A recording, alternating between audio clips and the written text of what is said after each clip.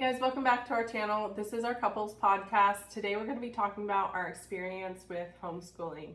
We decided to homeschool because we have very intelligent, highly active children, and they were just a little too far advanced for their grade that they were put in, but they didn't have the necessary maturity to be bumped up to the next grade. So it was a really great way for us to control their education and kind of encourage them to move ahead without having the consequences, if that makes sense. Yeah, and so what we're going to be talking about is kind of like the pros and cons to like when homeschooling would be beneficial, like when it was beneficial for us versus going more to the traditional school, because each of them is going to have pros and cons. A lot of it will depend on how you can handle. Like if you want to do homeschooling, it depends on how much you can handle it, but also what kind of temperament your kid has. Like if they're the kind of kid that needs to have social interaction, needs to have structure, isn't good at working independently, you're gonna want to send them to an actual school where they're gonna have set class structure, everything's very rigid time slots, they have other kids to interact with. But if you got a kid that's very self-motivated, that if you give them a chance to work ahead and you get done as soon as possible, then that kid's obviously going to do a lot better in homeschooling. So there's a lot of it just you got to figure out what you can handle, but also what your kids are going to excel at versus have trouble with. Now, I agree but disagree, because I was homeschooled and most of my siblings were homeschooled. One of my sisters, she was granted introvert. She had her small group of friends that I'm pretty sure her friends weren't homeschooled, but they would get together a lot on the weekends, and my sister was phenomenal at piano. She did recitals, she had a weekly lesson. So for her, she still had those, like classes that were formal, but she was really good. She was really good self-motivated. Like she did her schoolwork, it was sent into a tutor. I did not have that. When I was homeschooled, I was self-motivated, but mine was like, I want to get done so I can play, because I was homeschooled until 7th grade. And I just loved the freedom of it when I was younger, because for me, I just lived outside. So I couldn't go outside until I got my work done.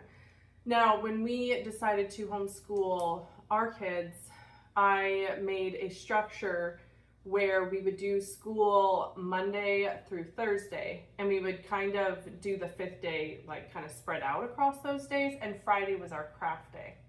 So that was my motivator. Like with our son especially, I said, if you get all your schoolwork done and there's no complaining, like, we stay focused, we can get done, by a relatively decent time every day, we'll have craft day. That was huge. I think maybe he only lost craft day once the entire school year because it was such a good motivator. Yeah. He did complain quite a bit because with being really smart, sometimes, the kids can also be a little bit lazy. And I relate to that. When I was younger, I was the exact same way. But I remember the first day of homeschooling, he was done in less than an hour, and I'm like, wait a second. This is like way too easy, and it felt wrong. It felt weird because it was so easy. Like, why is my kid normally going to take 8 hours in school? Yeah, versus what are at they home, doing it's an that hour whole time? to 2 hours to get the same work done. Yeah, and so I talked to my mom because I was like, I don't remember it being this easy. Like it feels weird. And she's like, no, it's actually that easy. And I'm like, then what are they doing all day? And I think a lot of that is waiting on other kids, because it's hard for one person to teach a whole room full of children versus when you're sitting down with your child, they have your undivided attention.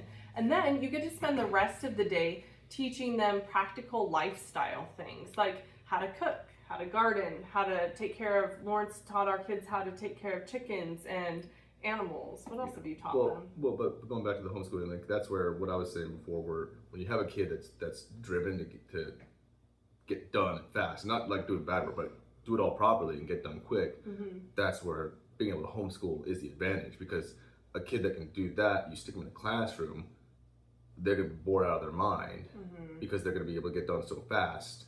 And if it's going at the pace of the slowest kid or one of the slower kids, because the teacher's going to have to do that, you're going to have kids that are already excelling, basically being held up. And especially when it's little kids with a lot of energy, that a lot of times is going to tend itself to negative outlet because they have pent up energy that they're just sitting in a classroom. I really feel bad for little boys for that. Well, yeah, and that's what I'm saying. They get in trouble so much, and it's just because they have so much energy. They do, and that's an unfortunate, just natural consequence of being in a classroom setting is when kids that are excelling are going to be bored, and kids that are falling behind might get left behind because a class has to maintain a certain speed, but it's not going to speed up to match the fastest people, and it's not going to slow down to match the slowest people, typically. And so you're going to have people on both ends. And again, that's where I said, like, you got to figure out where your kid is, and determine, like, is the classroom setting going to work for them eventually? Like, will things catch up, or are they just going to be struggling with it because it's not at their pace? And then you got to decide, is it going to be better to just do homeschooling for that kid until like all the work catches up. You know what else I love about homeschooling, and these are maybe little kind of silly things, is as a stay-at-home mom, first of all, I treasure the time with my children because they are only this little for this long. And that's a really hard like reality. You see them, they just grow up so fast, and our time is really precious together. So I really valued being able to spend all school year with them. But also, I don't have to think about packing lunches and, uniforms or homework because, honestly, sometimes they have so much homework. I'm like, why am I not homeschooling? Because, just homeschooling after school anyway. Exactly. Yeah. It's like it's taking an hour, 2 hours for homework. We can be done for the day. But also, when I was pregnant with our fourth child, I was so sick that pregnancy. And thank goodness I was homeschooling because I didn't have to load 3 kids up in the car to take them to school, and I didn't have to pack lunches. All I had to do was make it to our classroom, our homeschool classroom, and teach the kids the little bit that I had to teach them.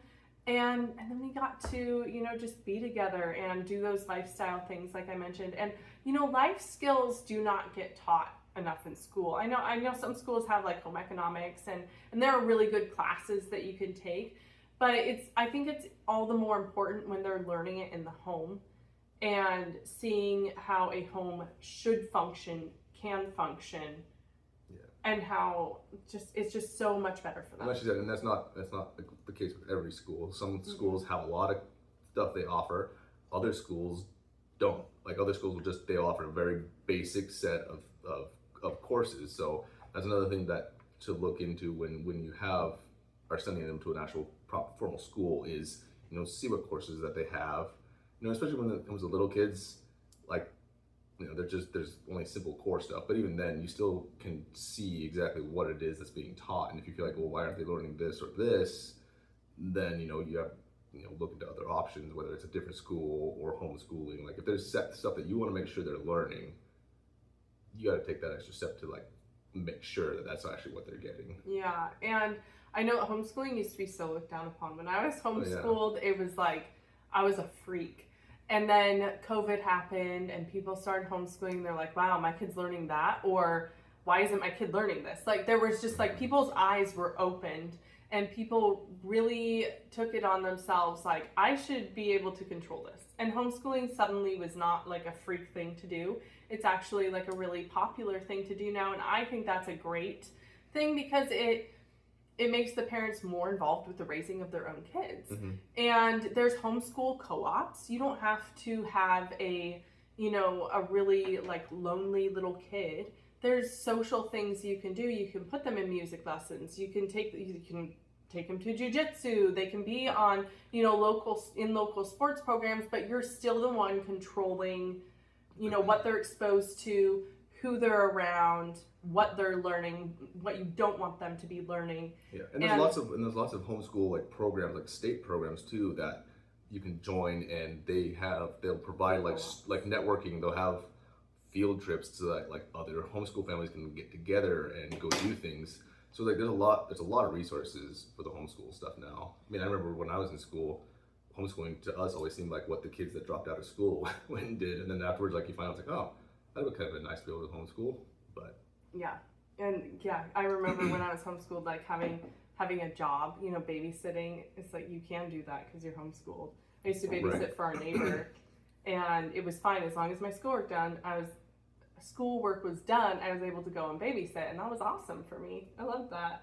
So there's a lot more, I think, opportunities for homeschooled kids if you're looking for them. Traditional school, we're not trying to bash that in any way, shape, or form. We're just kind of suggesting like the pros and cons of both. And so going to pros with the traditional schooling, like if you got a kid that really needs structure, like they want to make sure everything's laid out and they want that group atmosphere, then the homeschooling might not be as good a thing. If they're needing to have other little like friends if they're to be talking really to all the way. extrovert. Yeah, like if they got to be talking to other kids, but then when it comes time to schoolwork, they need rigidity of like, here's a time block for this and a time block for that. Then your normal schooling is going to be better for those kids because they want that structure. They want the interaction with kids all the time. They want to be able to talk with their teachers. Like they want all those things. And a homeschooling to them might seem like a punishment where they don't get to see their friends. It's on them to get their work done. And so it just depends again on your kids, a lot of it. I just loved homeschooling so much. When I was little, like I loved being with my mom. Like my mom was a stay-at-home mom, and she is the reason why I always wanted to be a stay-at-home mom. So for me, it's kind of ridiculous. Like when you mentioned friends, I'm like, yeah, okay, I had a couple friends, but I didn't miss them. Like during the week, I would see them on the weekends. That depends on the on kid the personality. Too, kids that don't need a lot of need a lot of interaction. Homeschooling will be fine. Like if they're seeing kids on weekends or things like that, like that's enough for some people. Yeah, our weekends are so busy as a family. We're constantly, planning things, taking the kids for hikes, or we call them family dates. So we'll like pack a picnic and go to a park, or we just do a lot of fun stuff as a family. Even if it's just working outside in the summer, like we have our work day. We will spend the entire day outside as a family doing chores, and the kids love it. Like it's not work for them. It's family outside time. And I think that that's also another really important core value lesson to teach your kids, both when you're homeschooling and not, is work is not a punishment. Work is a privilege, and it's something that you do as a family to contribute to the family life. And I mean, that's an important lesson for everyone to learn. And I remember asking one of our kids to help with something, and they didn't want to do it. There was a little pushback, and they're like, why should I have to do that? And I simply said, because you love our family and you're part of this family. And it's not a punishment. I'm asking for your help. So, it's like, sometimes you get some pushback. But, when you lay it out, like, this is not a punishment. I am asking you this because I trust you and I know that you are capable of contributing and helping me and our family. So, you can learn a lot of really valuable lessons, not just homeschooling, but spending time together. And I think that this is a really good kind of wrap up for this podcast. Let us know in the comments below what you want us to talk about. I think we might do some Amazon toy reviews. We're going to talk about how we get our kids to eat healthy, because that's really important, especially on my channel. We have a huge focus on cooking. It's my thing. And we will see you guys in our next podcast. Thanks for watching. Thank you. Bye.